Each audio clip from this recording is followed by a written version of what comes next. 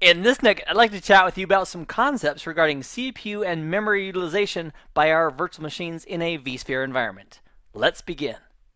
One of the really big benefits of doing virtualization is the utilization of our existing resources. For example, in the old days, we might have 5 servers, physical servers, each of them running their operating system and the applications that we so desperately want.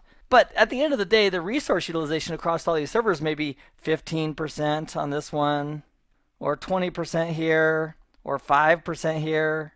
So in our traditional model with a separate physical server for each of our applications, there's a huge waste of resources, particularly CPU and very likely memory as well, that isn't being fully utilized on all these 5 systems. So now as we move to virtualization, we can still have those 5 servers, 1, 2, 3, 4, and 5, but they can all be virtualized to use a set of physical hosts. So in our cluster, we may have 2 or 3 ESXi hosts to support those virtual machines. So this ESXi host, which at the moment is representing our cluster, a set of hosts, has a certain quantity of RAM available as a cluster, and CPU, and network I/O, and access to data stores, whether they be local or IP-based data stores. Now on the ESXi host in the cluster, there's not an infinite amount of memory.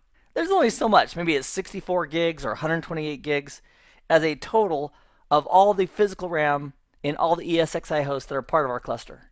Now each virtual machine, let's go ahead and for a moment and let's imagine just this one virtual machine, let's say it's VM number 5. It's going to have some built-in limits on how much RAM it can go ahead and use. And that's going to be based on what we configured that virtual machine to have regarding RAM. So if we said that VM number 5 was configured with 4 gigabytes of RAM, when that virtual machine boots up, that's how much RAM, physical RAM, it thinks it has access to. Now, within that 4 gigabytes of space, the local operating system on that virtual machine may do swapping if it doesn't have enough RAM in that 4 gigs. And any type of swapping that the virtual machine does as part of the guest OS that's running on that virtual machine is kind of autonomous, meaning is controlled by that specific operating system. So Linux or Windows or Mac OS, depending on the type of operating system that we're running, may handle swapping when it doesn't have enough access to physical memory on its own in various different ways. But at the end of the day, this virtual machine is never going to use more than 4 gigabytes of physical RAM on the ESXi hosts that are part of the cluster. So that's the good news. However, the bad news is we're guaranteeing Virtual Machine 5 by default 0 gigabytes of real physical memory.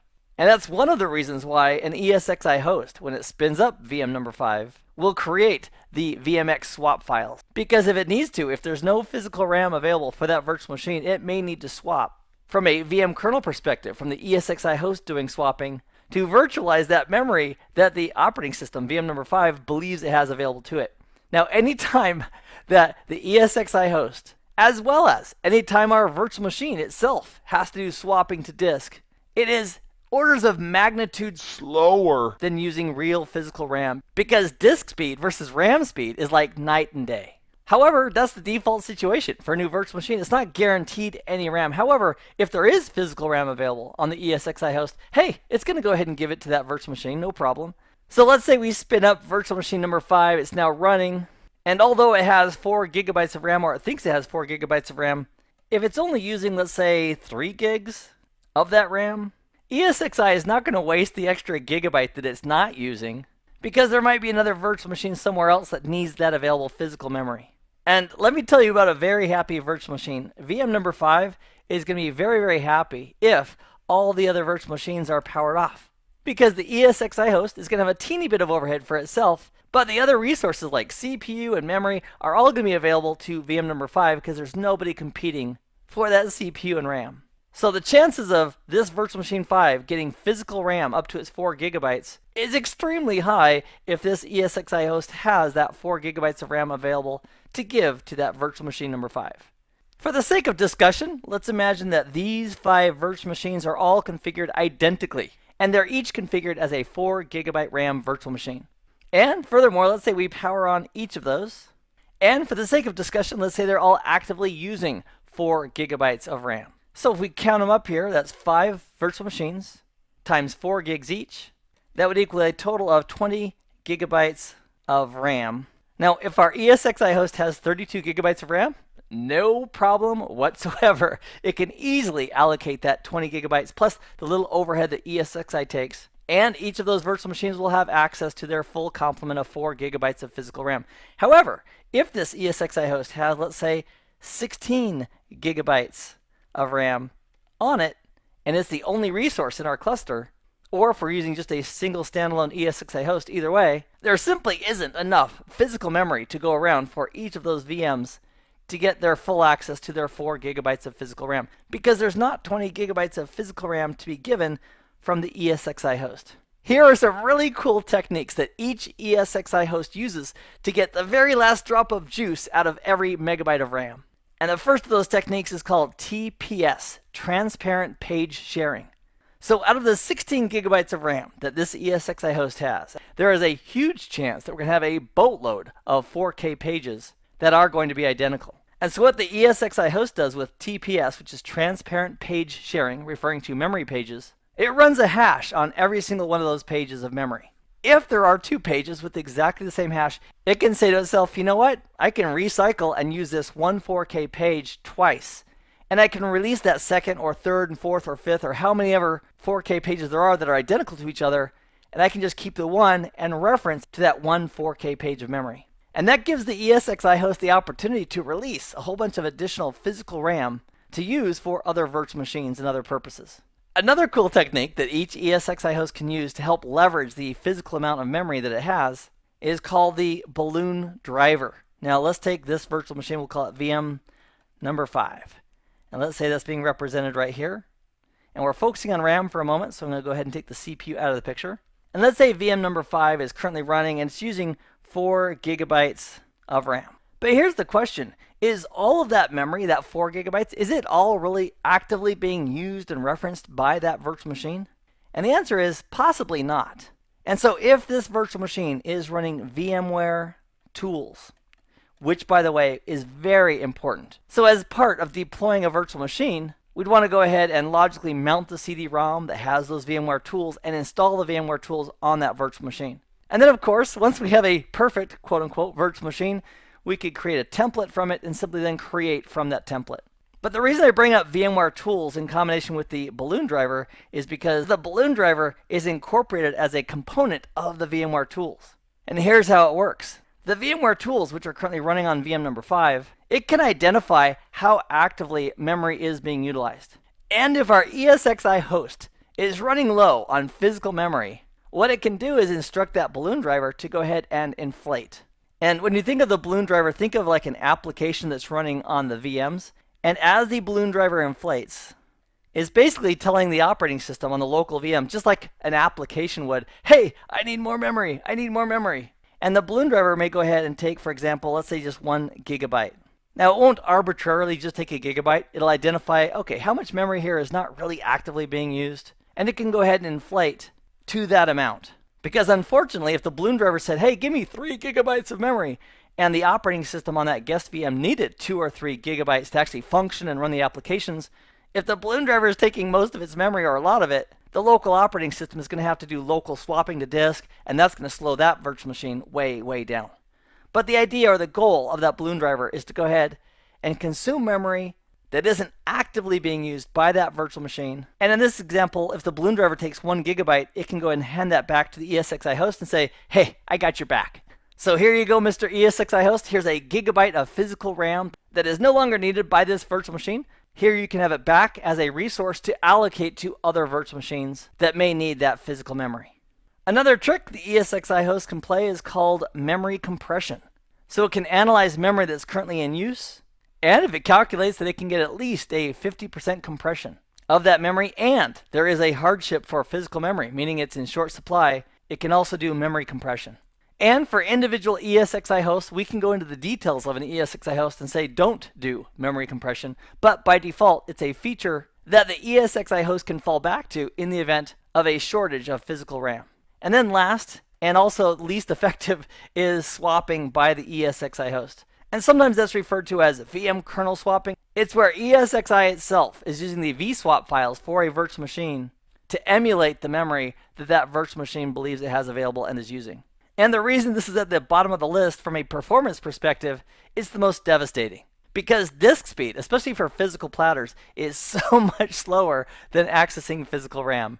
So the concept of oversubscribing is great in the concept that we could have 5 virtual machines, all leveraging one physical host, an ESXi host. But at the same time, if that ESXi host, or in a cluster, if that group of ESXi hosts doesn't have enough physical RAM to support the real needs of those VMs, ESXi will do its best with transparent page sharing and balloon drivers on the VMs with VMware tools. But at the end of the day, if there's not enough physical RAM, there is going to be some performance impact on our virtual machines. So the question might be asked, well, Keith, what can we do? Let's say we have a virtual machine, VM number 5, and we absolutely want to guarantee that virtual machine certain quantities of physical memory, not virtualized swap stuff, but physical memory for that virtual machine. Can we do that? And the answer is absolutely yes. On a virtual machine by virtual machine basis, and we can also build this into a template. We can go ahead and change the default reservation for memory from 0, which is the current default reservation, and we could change it to, for example, 1 gigabyte. And what that means is, when this virtual machine number 5 is powered on, it's guaranteed to get at least 1 gigabyte of physical RAM on the ESXi host that it's currently running on, because it's been set up in a reservation on that virtual machine regarding the physical RAM. So this item of reservations, it actually means guarantees. And then anything above 1 gigabyte may be physical RAM, or it may be virtualized if the ESXi host doesn't have enough physical RAM to go ahead and hand out.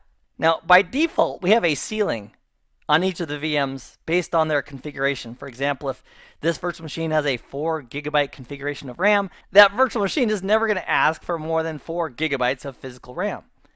However, if we needed to put a cap on the physical RAM that could be associated with this virtual machine, we can also go ahead and set up a limit. And let's say this line right here represents 3 gigabytes. That means if we had an ESXi host and it had plenty of physical RAM to go ahead and associate, if we specify a limit, that's where it stops for the virtual machine. And by default, at each virtual machine, there is no reservation set, and there is no limit set as well. Which means that the ESXi host will try to give each virtual machine as much physical RAM as that virtual machine asks for, but at the same time, it's not guaranteeing any physical RAM. It could all be swapped in a worst case scenario if it has to be. Another resource that each of our VMs is going to need is CPU. So I'm going to take RAM out of the picture for a moment. And let's talk about CPU. Now, at the virtual machine, let's say this is VM number 5 again.